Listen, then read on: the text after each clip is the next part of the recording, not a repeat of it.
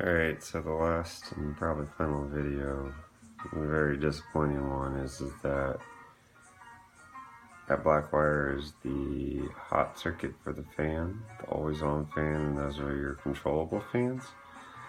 The problem is that that hot circuit is also wired into other hot circuits on this board. It cannot be isolated because if you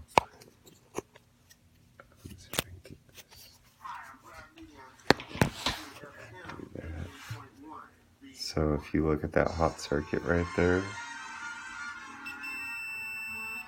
and you got that guy, and if you, in theory, you could go through the cable and then isolate it and just get this hot and put a buck converter on it, and everything else would remain the same. So you think that's there? And you think, all right, well then I'll isolate these fans right here, and that buck converter will do all that. And then I'll selectively make these hot. With the voltage. And you say these guys aren't in there. Which, as you see, that's your Z-axis, which is going to need 24 volts. So as soon as you kick this guy down to 12 volts, that guy's going to be kicked down to 12 volts. And you can't do that. You basically can't isolate this circuit away from some of these other circuits. I don't know how.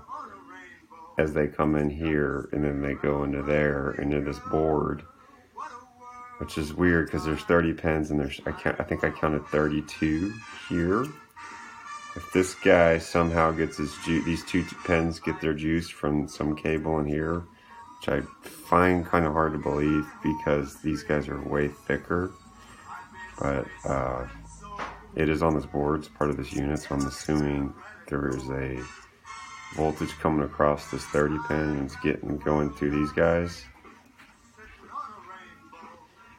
But so I guess at the end of the day, I'm going to have to put the buck converter from here to the fan, which is something I really don't want to do, but I'm just going to try to, I want to get it done at this point, so I'm running out of ideas, and then I guess I'll run the two cooling fans in series so that it'll split them and each one will get about 12 volts. So yeah, really disappointing.